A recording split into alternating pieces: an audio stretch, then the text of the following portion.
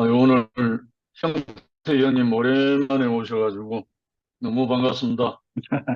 반갑습니다. 어, 6월 7일 금요 모임을 시작하도록 하겠습니다. 오늘 요한복음 27강 메시아를 기다리던 유대인들이 예수를 증거함. 세 번째, 나다나엘의 증거. 두 번째, 이스라엘의 임금, 이스라엘의 왕. 아, 여기서 왕이라는 말은 승리자를 의미하죠.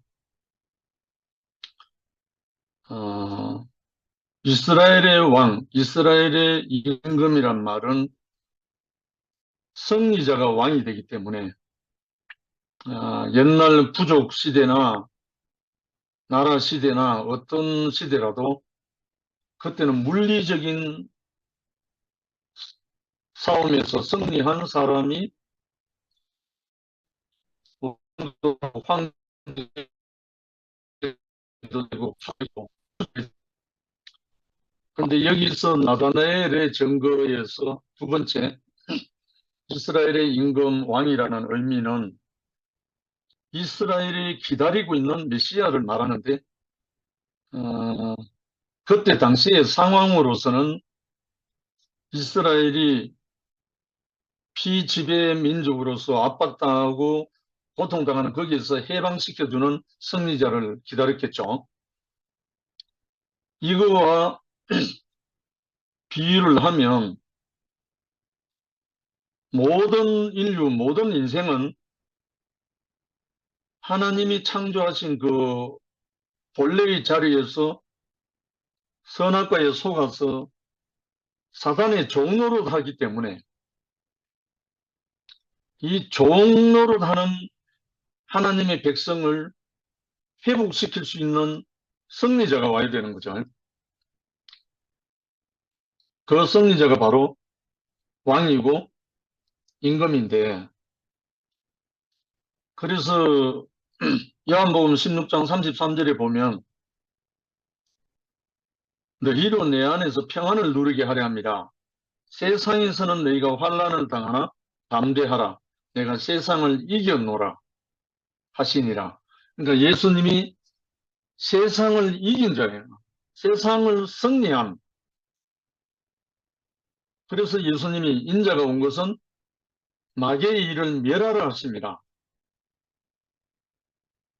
결국은 마귀의 일을 멸하는 자가 승리자가 되는 거죠. 마귀의 일을 멸하는 자가 승리자고 왕이고, 그래서 예수 그리스도를 만왕의 왕이라고 하잖아요. 만주의 주, 만왕의 왕. 그래서 이 만왕의 왕 대신 예수를 우리가 제대로 알면, 이 예수가 참으로 누구인지를 제대로 알면 우리도 승리자가 되는 거예요. 우리도 왕이 되는 거예요. 이게 주 목적인 거예요. 물론 나다나엘이 빌립의 친구로서 한쪽에는 바돌로메로 나옵니다. 나다나엘이 다른 이름으로. 근데 이 나다나엘이 당신은 하나님 아들이요 이스라엘의 임금이로소이다 하는 그 한마디 속에 들어있는 모든 갈망이 이스라엘 민족에게 있어서 이 승리자를 기다리는 거죠. 메시아. 그래서 그걸 이제 바탕에 우리가 깔고 진행을 하도록 하겠습니다. 승리자, 이기는 자. 본문은 요한복음 1장 43절로 51절인데 얼마 길지 않으니까 제가 읽겠습니다.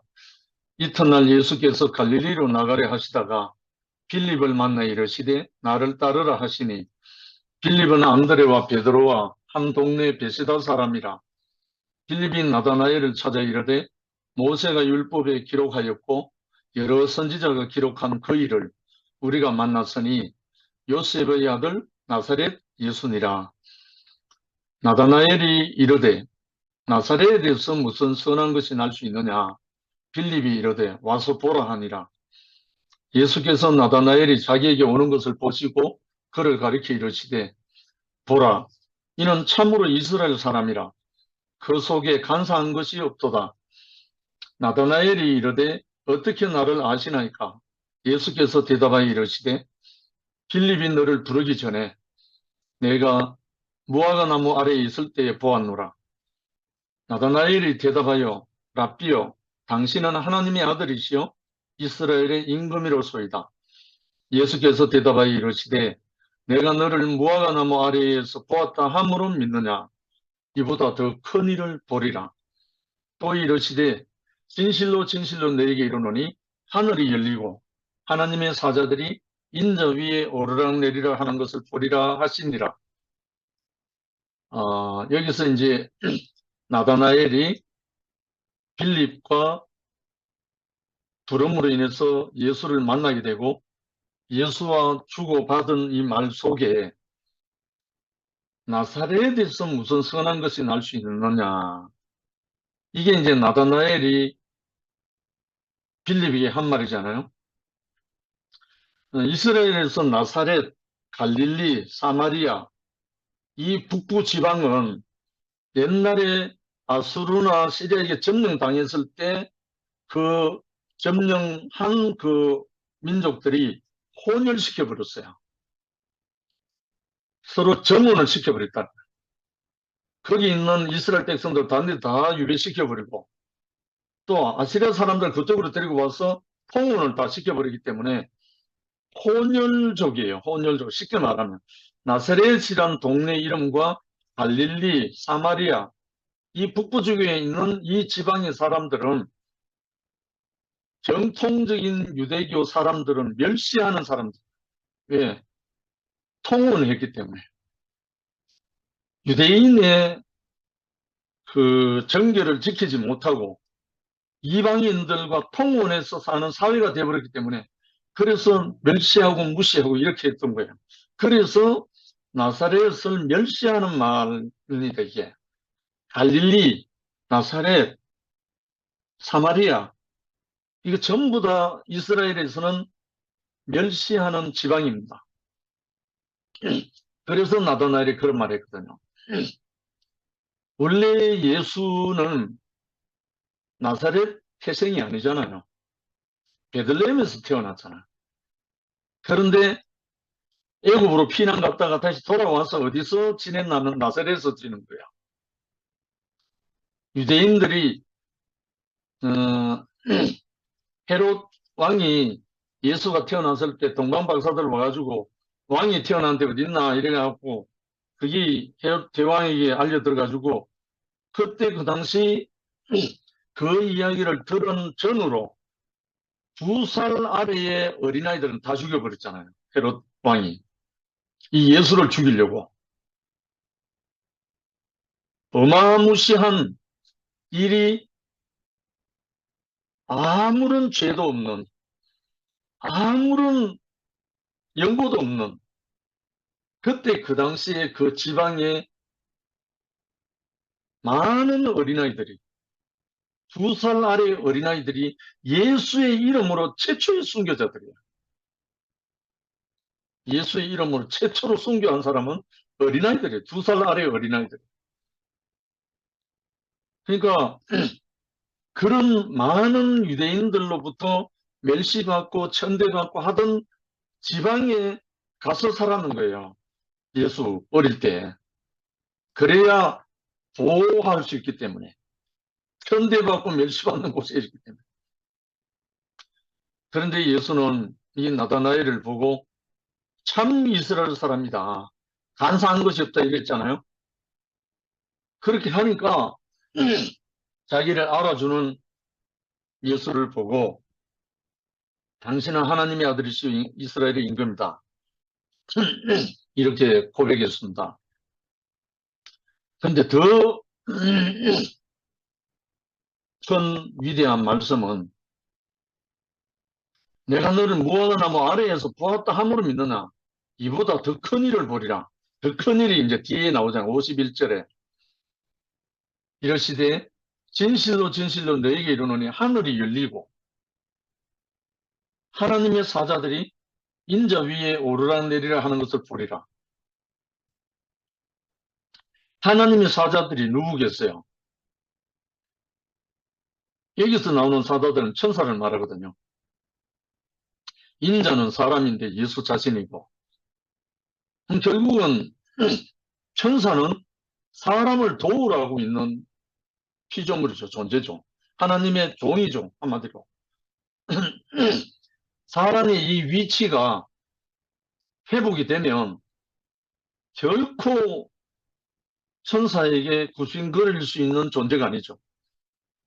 천사는 하나님이 부리는 종으로 사람을 돕도록 해놨잖아요.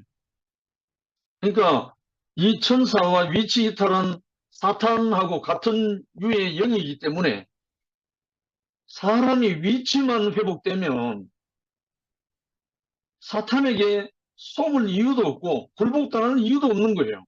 사람이 자기 위치만 회복되면.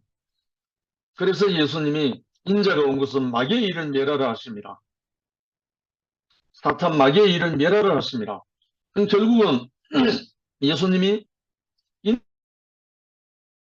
인자로서 사람으로서 자기 위치에서 내가 세상을 이겨노라 하는 그분이잖아요.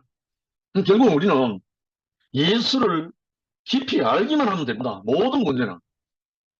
예수를 깊이 알기만 하면 세상을 넉넉히 이기고 세상을 다스릴 수 있고, 태초에 하나님이 사람을 지으실 때 공중에 나는 새와 바다의 물고기와 땅에 기는 모든 짐승을 다스리라 했던 그 말씀이 우리에게 응한다는 거예요. 이거는 우리가 경험하고 있거든요.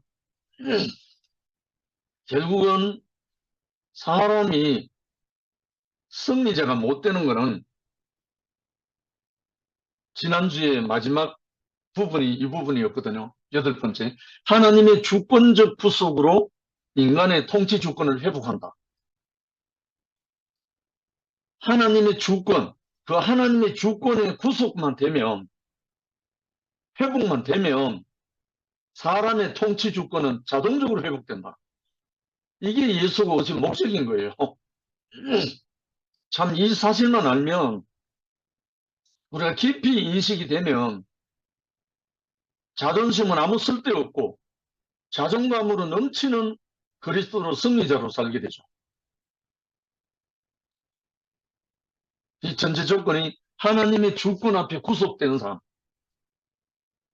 하나님의 주권에 구속된 그 사람은 누굽니까? 인류 최초의 선지자가 예수잖아요. 이 예수가 하나님의 주권에 완전히 구속된 그분이니까, 아버지가 내 원대로 마옵시 아버지 뜻대로 하옵소서. 아버지가 내 영혼을 아버지를 부탁하나이다.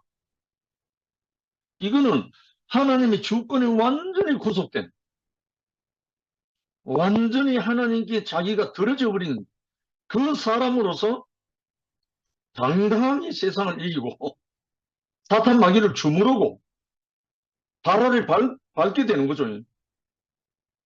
심지어 그라사 광인을 군대 귀신을 그 돼지떼기에 집어넣듯이 우리에게도 그 권세, 통치 주권을 주시려고 오신 분이 예수예요. 예수. 이 하나님의 통치 주권 위임해놨는데 이 위임해놓은 이 통치 주권을 속이는 자에게 속아서 뺏겨버렸잖아요.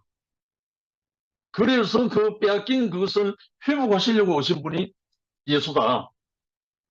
이 예수를 나다나엘이 고백하는 것처럼 당신은 하나님의 아들이시오 이스라엘의 왕이로이다. 이 고백이 우리 안에서 나오면, 입으로가 아니라 우리 존재로 나오면 우리 또한 승리자가 되는 거예요. 이것을 우리 형제들이 나눠야 되거든요. 예수님은 하나님의 통치 주권에서 벗어난 사람들, 상실해버린 사람들에게 통치 주권을 회복하기 위하여 오셨다. 그러므로 하나님 나라의 도래는 반역한 세계와 구별된다. 즉 심판과 구원을 통해 구별하신다는 것이다. 그래서 하나님이 내가 거룩하니 너희도 거룩하라 이 말씀을 하셨잖아요. 이거는 이론도 아니고 헛소리도 아닙니다. 이거는 하나님이 내가 거룩하니 너희도 거룩하라는 말은 거룩하신 분이 창조한 거는 다 거룩한 거예요. 안 그래요? 거룩하신 분이 창조한 거는 다 거룩하다고요. 근데 중간에 겐세이 놓은 중간에 끼어들어가지고 속인 자 때문에 이탈한 것뿐이죠. 사실은. 그래서 하나님이 그 아들을 보내서 이 통치 주권을 회복시키려고 메시아, 다른 말로 그리스도가 우리에게 오신 거죠. 그래서 하나님 나라는 구속의 회복 과정으로 시작되고 구속의 회복 과정, 뭐 십자가에 못 박힌 예수가 나닥하고 선포한다고 되는 게 아니라 하나님 나라는 구속의 회복 과정이 있다는 거예요. 그 구속이 완성을 통해 완결된다. 그러니까 십자가에 못 박힌 예수가 나라는 것이 인식이 된다면 그 사람이 십자가를 통해서 승리자가 되어야죠. 감히 사탄도 얼씬거리지 못하는 십자가에서 승리자로 나온 이 예수의 그 생명의 영이 그와 함께 한다면 조금도 부족함이 없죠. 구약은 이것을 가리키려고 한 말씀이고 이 메시아가 이렇게 와서 회복할 거다라는 것을 가리킨 거고, 그리고 복음은, 신약 복음은 이것을 완성하는 거라는 거예요. 맞잖아요. 시편 111편 9절에 여호와께서 그 백성에게 구원을 베푸시며 그 언약을 영원히 세우셨다. 하나님이 그 백성에게 구원을 베푸시기 위해서 그 언약을 영원히 세우셨다는 거예요. 회복하기 때까지. 그래서 이 말씀의 성취로 누가복음 21장 28절에 너희 구속이 가까웠다. 너희 구속이 가까웠다. 다른 말로 회복이 가까웠다는 거죠. 로마서 3장 24절에 예수 안에 있는 구속으로 말미암아 값없이 의롭다 하심을 얻은 자 되었다. 말씀으로 예언이 이루어진 거죠. 바울이 말한 이 로마서 3장 그 앞에 23절은 의인은 없나니 하나도 없다. 모두가 죄인이라는 말이잖아. 왜? 선악과에 속아버렸으니까. 그래서 이제 하나님 나라는 구속으로부터 시작되고 회복이죠. 영광을 받으신 그리스도 안에서 이루어진다. 완성된다. 구속 안에서만 그분은 우리의 주님이시다. 도로 구속받은 사람으로서 예수는 우리의 주님이시다. 그러니까 이 예수를 알게 되면, 이 예수를 깊이 알고 나면 그 예수의 생명이 우리 안에 먹혀진다는 거예요. 에베소서 4장 13절에 나오는 말씀이 그 말씀이거든요. 우리가 다 하나님의 아들을 믿는 것과 아는 것이 하나가 되어 온전한 사람을 이루어 그리스도의 장성한 분량이 충만한 데까지 이르리라. 결국은 믿는 것과 아는 것이 하나가 될 때, 다른 말 그것이 우리가 먹어질 때, 이 예수가 우리가 먹어질 때 우리가 온전한 사람을 내가 노력하는 게 아니고 이루어진다는 거예요. 얼마나 이 소망입니까?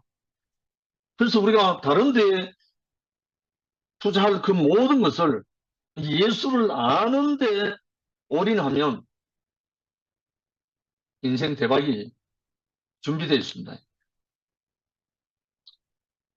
제 인생, 이 70평생 인생 이 결과와 이 열매가 바로 이게 됐습니다. 우리는 구속받은 사람으로서 구속의 주를 왕으로 세워야 마땅하다. 나다나엘이 당신은 하나님의 아들이요 이스라엘의 임금이로다 해놓고 난 다음에 어떻게 살았나 하면 십자가에 못 박힐 때는 그 앞에 없었어요. 다 도망갔으니까. 그런데 그 십자가에서 이기는 자, 승리자가 돼서 부활 생명을 갖고 와서 24시간 가려서 성령을 받으라 한 그 생명의 영을 받은 모든 사람들은 하나같이 모두가 승리자가 돼가지고 예수로 살았거든요. 결국은 예수를 먹은 거죠. 예수를 왕으로 받아들이는 나라, 사람, 백성들이 바로 하나님 나라다. 그러니까 예수가 왕인 사람들, 예수 하나님 나라죠. 우리가 그분을 왕으로 우리의 통치자로 받아들이면 내가 그의 나라다. 그렇죠?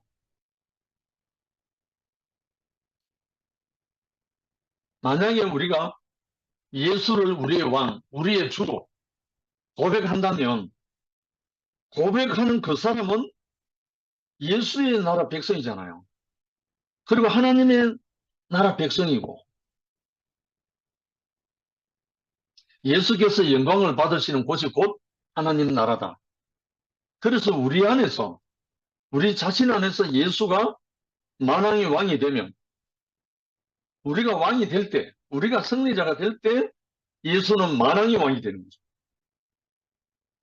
왕들이 없는데 만왕의 왕이 될 수가 없잖아요. 그래서 마지막에 나오지만 결국은 예수 그리스도는 교회로 말미암아 판정되는 거죠. 결판 나는 거죠. 왕들이 백성들이 왕으로 다 등장할 때 만왕의 왕으로 예수 그리스도가 영광을 받는 거죠. 9번째, 이스라엘에서 하나님 나라의 발전 과정에 이스라엘에서 하나님 나라의 개념은 어떻게 발전되어 왔는가? 구구절절히 다 말할 필요는 없지만 창세기 2장 8절에 여호와 하나님이 동방의 에덴의 동산을 창설하시고 라는 말씀 있죠. 처음으로 에덴의 설립을 말씀하셨는데 이것이 바로 하나님 나라의 원형 에덴 동산이죠. 왜냐하면 하나님과 그의 형상만 있으니까 이간자가 사이에 들어오지 않은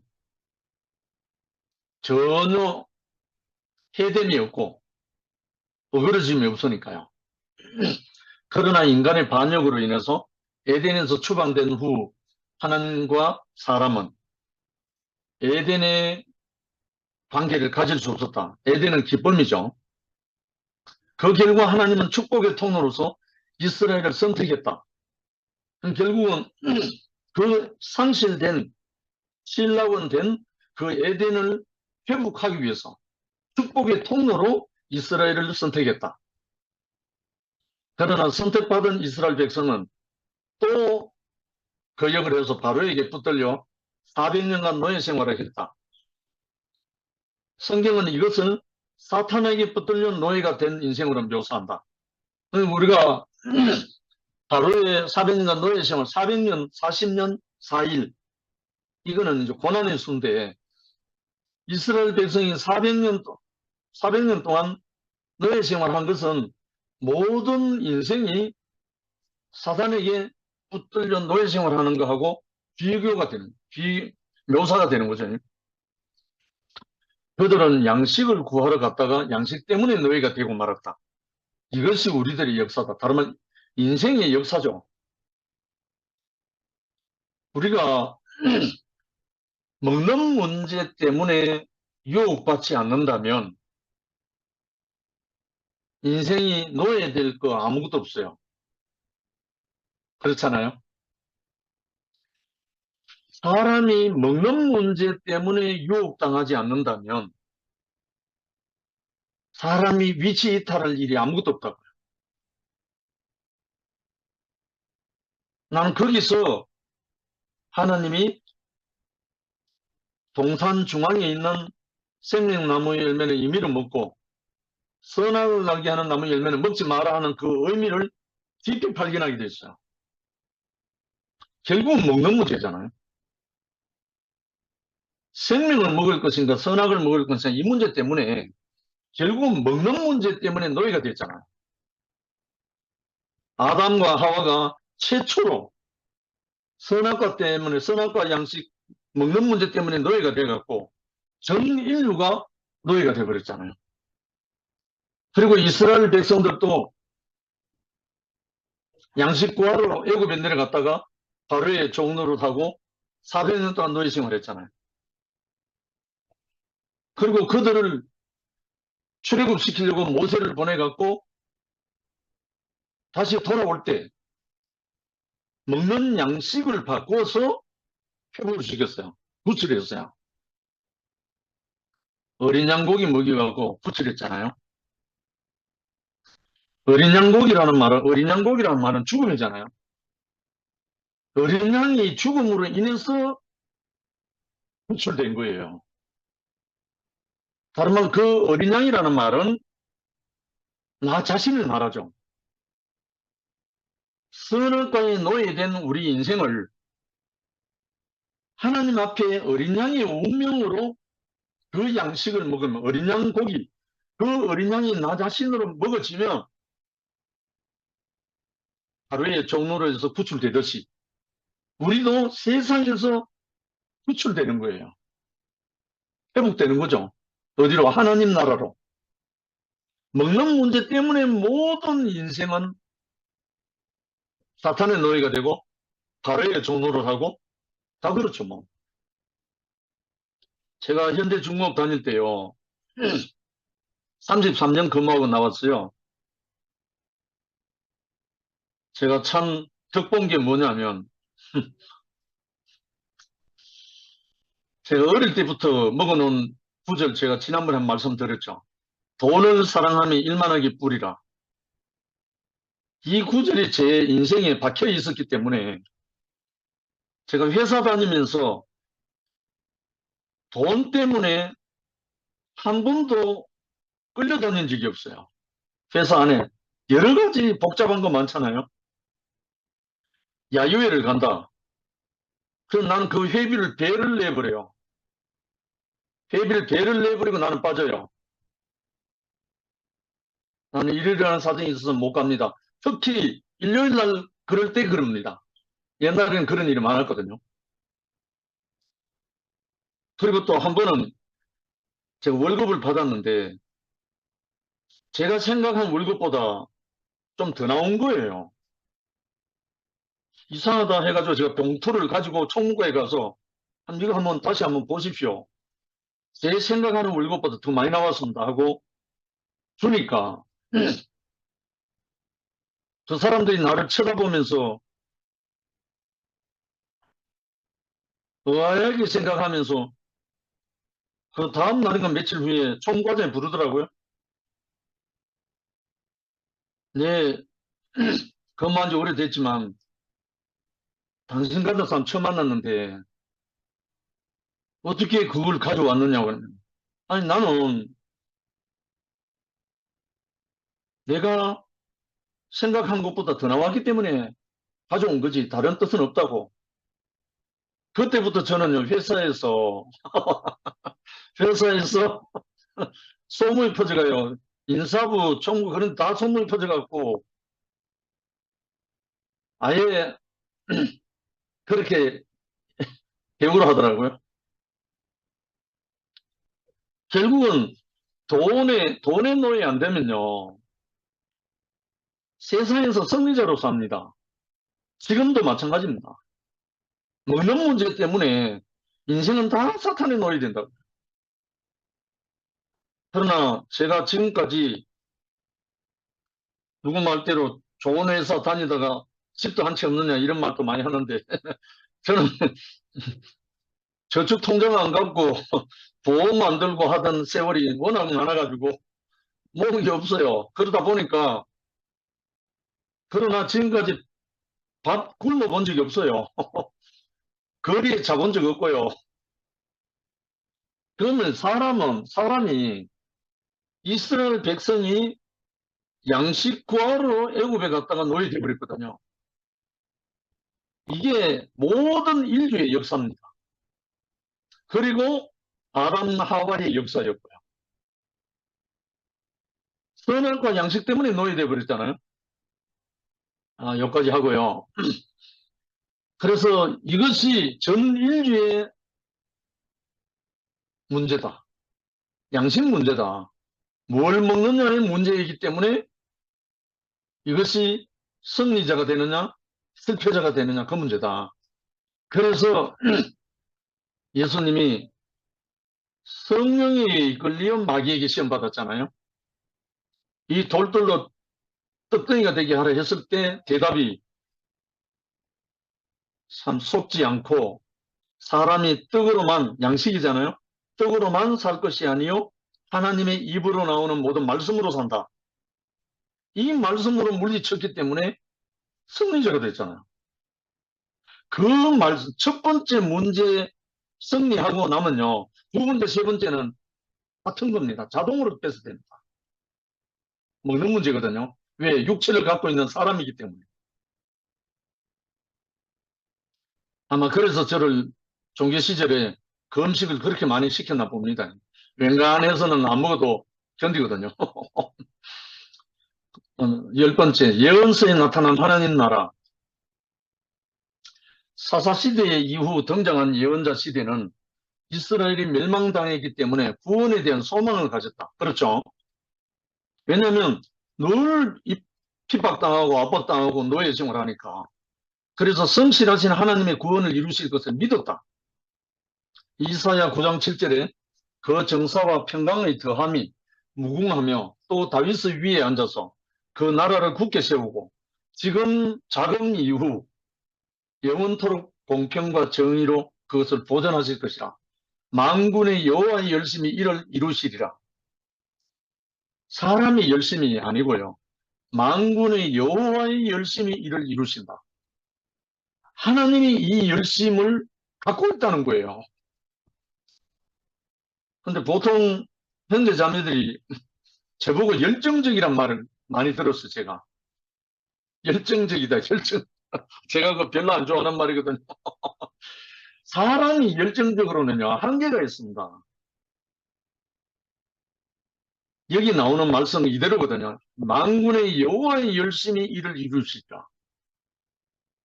하나님이 열심히 이루시는 거지 사람의 열정은 아무 쓸데없어요. 양식이 넘어가요. 하나님은 성실하시고 진실하시기 때문에 자기의 약속을 변개하지 않으시고 반드시 이루실 것이라는 것이다. 이것이 그들의 믿음이다. 이스라엘의 믿음이다. 그래서 이 대목에 제가 이제 지난번 형태 형님하고 한번 노래도 불렀는데 하나님 한 번도 나를 실망시킨 적 없으시고 언제나 공평과 공의로 나를 지키시다. 결국은 하나님의 그 열심을 아는 사람은 하나님의 그 신실하심을 아는 사람은 정말 세상에 굴복할 거 없어요. 왜냐하면 넉넉히 하나님이 열심히 그걸 이루시기 때문에. 그래서 저는 이 노래를 참 좋아합니다. 하나님 한 번도 나를 실망시킨 적 없으시고 이 노래만 부르면요 저는 전혀 가슴에 눈물이 고입니다. 제 인생 살아온 동안 늘 이 하나님이셨기 때문에. 제가 어제 경주교회 가족잔치에서 우리 대구교회 말고 제주도 말고 거의 다 왔거든요. 전국에서. 많은 형제 자매들 감리교회 무슨 교회 무슨 교회 다 왔습니다. 목사도 있고 선교사도 있고 장로도 있고 다 왔는데 그분들과 함께 2시간 동안 교통을 했어요. 그러는 동안에 이분들과 함께 한마음이 되어버렸어요. 그래서 전부 다 다시 만나기로 연락하기로 하고. 어제 저는 제가 사진 안 찍고요. 전부 다 사진 찍혔습니다. 사진 같이 찍자고. 그래서 전화번호를 다 주시고요. 이 신실한 하나님을 제가 증거한 것밖에 없어요. 한 번도 나를 실망시킨 적 없는 이 하나님. 이 하나님이 좀 자랑하지 않을 수가 없잖아요. 그래서 이 하나님은 나다나엘이 고백한 그 이스라엘의 왕은 새로운 율법, 새로운 언약, 새로운 땅, 새 예루살렘, 새로운 왕국의 개념의 왕이라는 거예요. 왕. 그래서 왕국의 왕이죠. 예수가 이 왕이란 말입니다. 에스겔서 47장 12절에 광자우 과외에는 각종 먹을 실과 나무가 자라서 그 잎이 시들지 아니하며 실과가 끊이지 아니하고 달마다 새 실과를 맺으리니 그 물이 성소로 말미암아 나옴이라. 그 열매는 먹을 만하고 그 잎사귀는 약 재료가 되리라 말씀한다. 이 말씀은 새로운 것이 나오려면 원천이 있어야 된다. 근원이 있어야 된단 말이잖아요. 강좌우의 각종 실과 뭐 어떻고 저떻고 이 모든 말을 하는 거는 근원이 있어야 이게 나온다 이 말이잖아요. 뭡니까? 하나님의 아들이잖아요. 하나님의 백성. 하나님께로부터 출발하는 하나님께 완전히 구속되는 그 근원이 있을 때 이 모든 것이 다 이루어진다는 거예요. 그 다음에 11번째, 묵시록에 나타난 하나님 나라. 묵시록하면 이스라엘 남북 왕조가 완전히 멸망하고 예언자들도 없고 예수님이 오시기 전 400에서 500년 그 사이를 묵시록의 시대라고 하죠. 캄캄한 시대죠. 한마디로 사사도 없고 예언자도 없고 왕도 없고 아무것도 없는 캄캄한 그때. 그러고 난 다음에 400년 후에 예수가 오셨거든요. 그러니까 캄캄해야 메시아를 찾게 된다는 말이죠. 우리 모두가 경험 있잖아요. 이스라엘은 세상 왕국이 인자의 오심에 의해 옛것이 무너지고 나면 하나님 나라가 이루어질 것이라는 사상을 갖게 됐다. 이게 메시아죠. 그다음 다니엘서 2장 35절에 느부갓네살 왕이 꿈을 꾸었는데 다 부서져 여름 타작마당에 겨같이 되어 바람에 불려간 곳이 없었고 우상을 친 돌은 태산을 이루어 온 세계에 가득하였나이다라는 내용이 있기 때문이다. 결국은 다니엘이 붙들려 갔잖아요. 그래서 느부갓네살 왕이 꿈을 꿨는데 그걸 해석을 해줬잖아요. 결국은 다 부서뜨려서 다 흩어졌는데 그 우상을 친 돌은 산돌입니다. 이게 산돌은 태산을 이루어 세계에 가득하다. 다른 말로 이 산돌이 그리스도잖아요. 다른 말로 승리자잖아요. 승리자가 온 세계에 가득하게 퍼진다 이 말이죠. 그날이 올 때 그리스도가 재림하고 그 사람들 구름을 타고 그 영광을 타고 그리스도가 나라가 된다는 거죠. 이것은 결국 그리스도 인자가 오면 세상 나라들은 사라질 것이란 말이다. 여기서 그들은 이스라엘 국가 재건이 아니라 보편적이고 통치 시대가 도래할 것이라는 생각을 했다. 즉 이스라엘이라는 한정된 장소에서 벗어나 전 세계를 다스리게 되는 통치의 개념이 생기게 됐다. 이게 이스라엘 사람들의 메시아 사상입니다.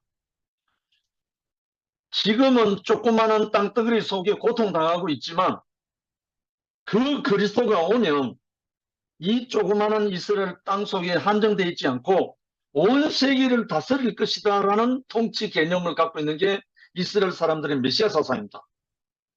이게 저 육체적인 이스라엘에게서 이루어지겠습니까? 지금도 하마스와 피리핀이라는 전쟁을 하고 있는데 이제는 또 헤즈볼라하고 또 다 전쟁을 하게 된대요. 그런데 정말 이 세계 우상을 친 돌은 태산을 이루어 온 세계에 가득하다 이 말은 그리스도 승리자잖아요. 이 승리자가 온 땅으로 퍼져서 하나님 나라가 이루어지는 세상 나라가 아니고 하나님 나라죠. 아마 그 나라가 오면 그 나라가 이루어지면 그 영광을 타고 그리스도가 다시 재림하시겠죠. 12번째 신약에 나타난 하나님의 나라의 도래. 이런 배경으로, 이런 구약적인 배경으로 인해서 개념이 변천하면서 예수께서 오시게 됐다. 그 말이죠. 이러한 이스라엘의 여러 가지 발전, 변천 과정을 겪고 난 다음에 하나님의 인자로서, 왕으로서 예수님이 오셨다 이 말입니다. 다 예수께서 하나님 나라를 가져오신 마가복음 1장 15절에 예수께서 때가 찼고 하나님 나라가 가까웠으니 회개하고 복음을 믿으라. 이 말씀은 하나님 나라에 대한 선포다. 때가 찼다는 것은 하나님 나라가 왔으니 이 좋은 소식을 믿으라는 것이다. 때가 찼다. 하나님 나라가 가까웠다. 회개하고 복음을 믿어라. 이 말을 한 사람은 예수밖에 없어요. 세례 요한도 이 말은 못했어요.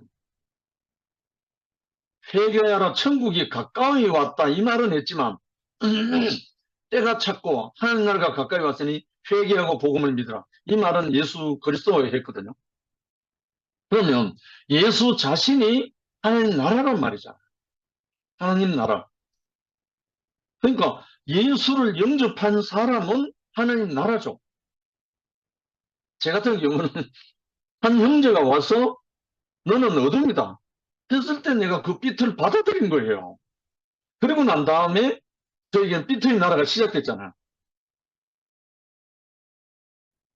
그러니까 결국 이거는 시제, 과거, 현재, 미래의 시제의 문제가 아니고 그것을 아멘할 때 예수가 이 말을 했을 때 아멘했을 때 받은 그 사람은 천국이죠. 하나님 나라죠. 그다음에 나 예수 안에 도래. 첫 번째, 예수 안에 도래되는 하나님 나라는 권능으로 임한다. 마가복음 9장 1절에 하나님의 나라가 권능으로 임하는 것을 볼 자들도 있다. 어떤 권능? 하늘의 권능. 임하는 세계가 바로 하나님 나라의 개념이다. 마태복음 28장 18절에 하는 말씀, 그 말씀이거든요. 하늘과 땅의 모든 권세를 내게 주셨으니 예수가 그 말씀했잖아요. 그러므로 너희는 가서 모든 족속으로 제자를 삼아라. 이 말을 했을 때 하늘과 땅의 모든 권세, 권능, 그 권능은 뭐냐면 마귀의 일을 멸하는 권세거든요. 마귀의 일을 멸하는 권세입니다. 예수가 우리에게 주시려고 하고 예수가 행했던 모든 권세는 뭐냐면 마귀의 일을 멸하는 권세입니다. 그러니까 이거는 하나님이 우리가 원하지 않아도 하나님이 너무너무 주고 싶은 권세입니다. 예수를 우리가 하나님의 아들로 하나님의 이스라엘의 임금으로 영접하면 이 권세가 우리에게 오는 거예요. 하나님의 자녀가 되는 권세를 주신다 했잖아. 그래서 이 권능, 그래서 사도행전 1장 8절에 오직 성령이 너희에게 임하시면 너희가 권능을 받고, 그러니까 성령 없이 예수의 영, 그리스도의 영 없이 권능이 안 나온다는 거예요. 오직 성령이 너희에게 임하시면 너희가 권능을 받고, 이 권능은 뭐냐면 사람을 살리는 권능, 그리고 마귀의 일을 멸하는 권능, 이 권능을 우리에게 주시려고 작정을 하셨죠, 하나님이. 그래서 이 권능들은 그 구약에 나오는 권능들은 천사들의 권능이라고 볼 수 있죠. 대부분 천사가 하나님의 종으로서 권능을 행사했기 때문에 인자의 권능이 아니죠.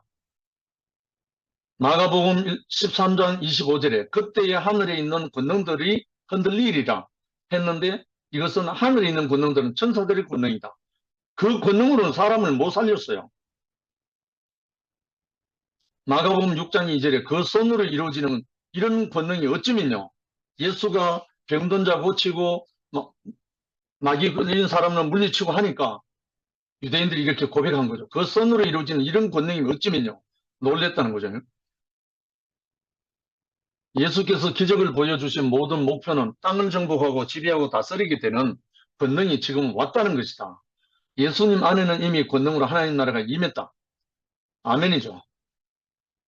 두 번째, 예수께서 종이 되심으로 임하셨다. 마태복음 12장 18절에 보라 나의 택한 종 내 마음에 기뻐하는 사랑하는 자로다. 사도행전 3장 13절에 그 종 예수를 영화롭게 하셨다. 예수는 하나님의 종이라는 것이다. 보통 성경에 예수를 종이라고 말한 것이 몇 군데 없어요. 주님, 랍비, 주, 왕, 메시아, 그리스도 이렇게 많은 표현을 하지 예수를 종이라고 표현한 것은 요 두 군데밖에 거의 없어요. 왜 그러냐? 보라 나의 택한 종, 내 마음에 기뻐하는 나의 사랑하는 자로다. 하나님의 말씀에 맞잖아요. 여기서 종이란 말은 섬기는 종이란 뜻이거든요. 노예의 종이란 뜻이 아니라 섬기는 종이란 뜻. 그 종 예수를 영화롭게 하셨다. 예수는 하나님의 종이다. 종의 복음을 말하죠. 그 다음에 세 번째, 성전이 되심으로 하나님의 나라가 왔다. 요한복음 1장 14절에 말씀이 육체가 되어 우리 가운데 장막이 되심에 말은 성전이 되었다는 말이잖아요. 지금 우리도 마찬가지죠. 요한복음 2장 19절에 예수께서 너희가 이 성전을 헐라 내가 사흘 동안에 일으키리라 하신 것도 성전된 자기 육체를 가리켜 한 말씀이다. 고린도전서 3장 16절에 너희가 하나님의 성전인 것과 하나님의 성령이 너희 안에 거하시는 것을 알지 못하느냐. 그러니까 우리 몸은 하나님이 거하시는 곳이다. 이것이 바로 하나님의 나라이다. 하나님이 내 안에 사셔서 거처가 되었다면 이것이 하나님의 나라다. 할렐루야. 결국은 하나님의 성전이란 말은 하나님의 나라가 됐다는 말이죠. 하나님의 성령이 거하는 하나님의 하나님의 집, 하나님의 나라죠. 그래서 우리가 이것이 인식되는 그때 우리에게는 자존심은 완전히 사라져버립니다. 대신 뭘로 채워진다고요? 자존감으로 넘친다고요. 하나님의 성전이 되고 하나님의 나라가 된 그 인식이 되어 있는 사람에게는 자존감이 넘친다니까요. 이 자존감이 넘치면 마귀 아무것도 아니에요. 사탄은 아무것도 아니에요. 완전 발 아래 굴린다니까요. 이 자존감이 넘치는 그리스도는 멀리서 벌써 사탄이 안다고 되어 있어요. 참 희한하죠. 그리스도는 자존감이고 아담은 자존심이잖아요. 선악과가 들어오고 난 다음에 생긴 게 자존심이고 선악과 완전 박살되고 나면 하나님이 오셔서 자존감이 넘치는 거예요. 그 얼마나 쉽습니까? 그러니까 우리 몸은 하나님이 거하시는 곳이다. 할렐루야. 네 번째, 한 인격으로 하나님 나라가 왔다. 물론 인격이란 말을 참 묘사하는 게 무리가 있긴 있어요. 그러니까 하나님이 이걸 다른 말로 하면 하나님의 성품으로 하나님 나라가 왔다. 이 말이 좀 더 가까울 거예요. 물론 사람이기 때문에 인격이란 말을 쓰지만 하나님의 그 생명의 어떠함이 사람에게 입혀질 때 그것이 사람의 본래의 자리잖아요. 위치. 그래서 처속격, 사람인 처속격 해갖고 사람의 위치에서 나오는 그 격이라 해서 인격이라 하는데 결국은 하나님의 아들로서는 하나님의 생명의 영이 함께 해서 그게 나오는 거죠. 왜냐하면 예수 그리스도가 하나님이 보실 때는 종이기도 하고 아들이기도 하고 후사이기도 하고 다 하지만 결국은 마지막에 십자가에 나타난 모습은 피조물로 드러났죠. 십자가에 못 박혔으니까. 피조물이 아니고 못 박힐 수 없잖아요. 그렇기 때문에 십자가에 못 박혀 내려오고 안 내려오고 이 문제가 아닌 거예요. 그거는 말장난에 한마디로. 십자가에 못 박혔다는 말 자체는 이미 피조물인 거예요. 그리고 제3일에 부활하셨잖아요. 살아나셨잖아요. 그런데 제3일에 부활한 이 생명은 온데간데 없어요. 이 복음의 불완성이에요. 불완전해요. 이 부활 없는 복음이 어디 있어요? 결국은 하나님의 나라는 하나님의 그 모든 성품이 드러날 때 하나님의 나라가 나타나는 거잖아요. 세 번째, 하나님의 백성에게 하나님의 나라는 왔고 또 오고 있다. 13번째, 하나님의 백성에게 하나님의 나라는 왔고 또 오고 있다. 예수는 육신이 되신 말씀으로 오셨다. 하나님 나라는 예수 안에서 이미 왔던 것이다. 뿐만 아니라 예수께서 약속하신 보혜사 성령이 우리에게 온 것은 하나님 나라가 이미 왔다는 것이다. 할렐루야. 예수께서 약속하신 보혜사 성령이 우리에게 온 것은 하나님 나라가 이미 왔다는 증거다. 얼마나 확신한 겁니까? 내가 아버지께로 가노니 내가 또 다른 보혜사를 너에게 보내리니 그가 나에 대해서 증거할 것이고 내가 너에게 가르친 것 모든 걸 생각나게 할 것이다. 너무너무 명확하게 예수 자신, 육체인 예수를 자신을 대신해서 보혜사 성령께서 하나님의 나라로 나타나서 다 알려주시고 다 해주신다는, 너무나 명확하잖아요. 세상은 분명히 하나님 나라와는 다른 질서를 갖고 있다. 그럼에도 불구하고 복음은 전파되고 있다. 비록 복음이 전파되는 곳에 거부하는 부정적인 요소들이 있다 할지라도 복음은 전파된다. 할렐루야입니다. 어제 경주 가족잔치에서 만난 정말 대부분 50대, 60대인데 이분들과 함께 교통하는데요.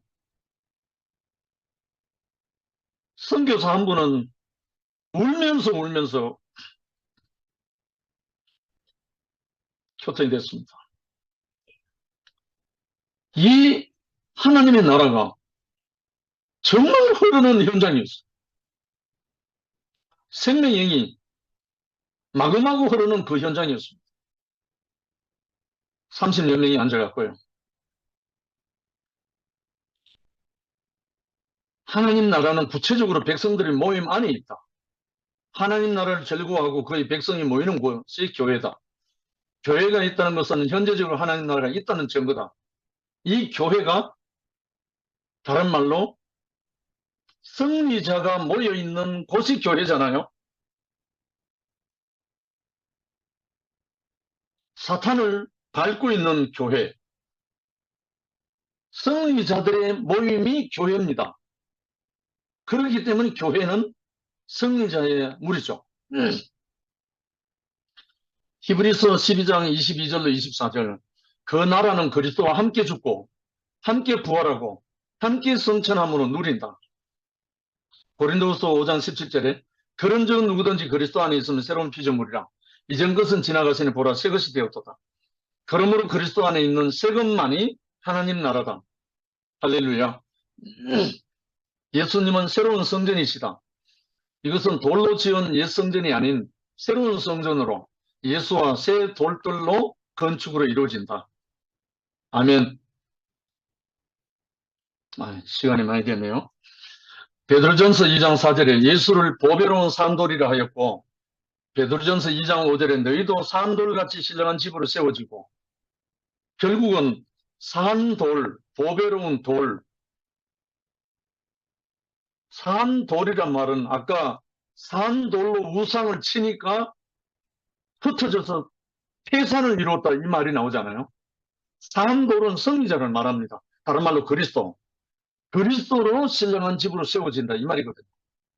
결국은 우리 수페미 형제 자매들이 이 산돌로 교회가 세워질 겁니다. 승리자들로.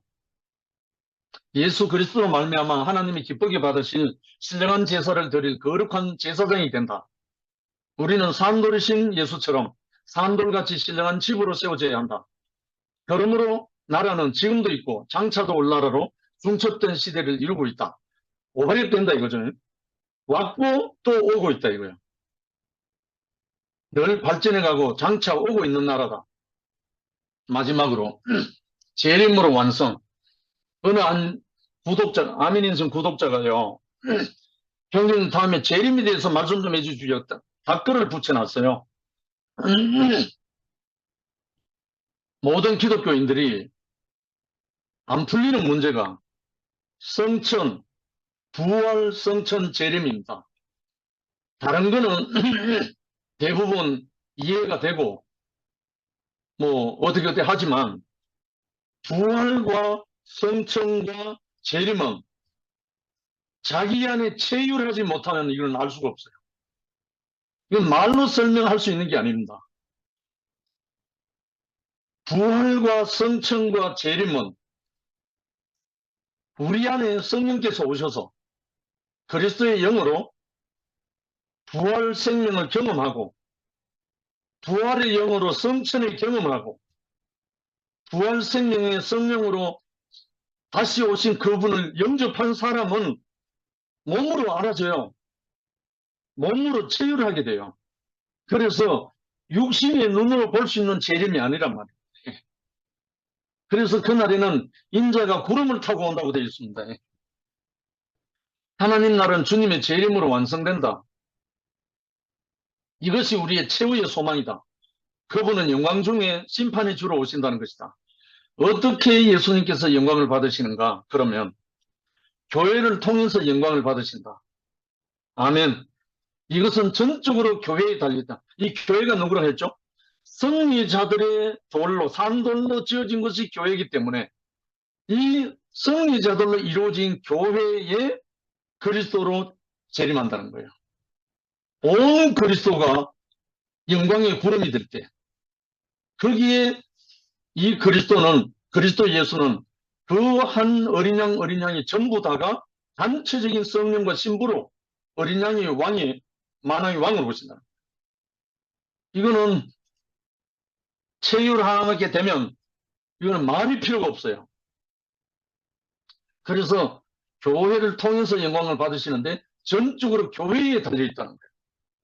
그래서 계시록 1장 7절에 볼지어다 구름을 타고 오시리라. 여기 구름은 물방울 구름이 아닙니다. 수증기 구름이 아니라고요. 그 구름은 말이 안 되는 거예요. 그런 구름도 아니고 뭉게 구름도 아닙니다. 이거는 뭐냐면 성경에서 나타난 구름은 영광을 말합니다. 구름같이 허다한 정인들이 우리 앞에 서 있다. 그 정인들이 누굽니까? 그리스도거든요. 이 구름은 교회의 영광이다. 교회의 영광을 타고 오신다는 거예요. 결론적으로 예수는 다윗의 후손으로 약속했던 영원한 왕이시다. 끝나지 않을 왕으로 하나님이 폐긴 처분하지 않을 그 아들인 것이다. 이 예수는 바로 영원한 나라의 왕으로서 나다나엘이 말한 그 왕으로서 영광이 세세토록 무궁토록 있는 그분인데 우리가 이 예수를 알기만 하면 우리도 나다나엘과 같이 공의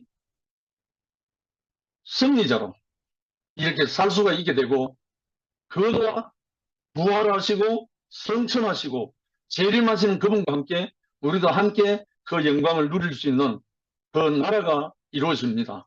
이 나라를 개인적으로도 누릴 수가 있고 단체적인 교회로도 누릴 수가 있습니다. 그날이 단체적으로 올 수 있는 그날까지 우리 함께 그리스도를 더 깊이 알기를 원합니다. 주님을 찬양합니다. 아멘. 아멘.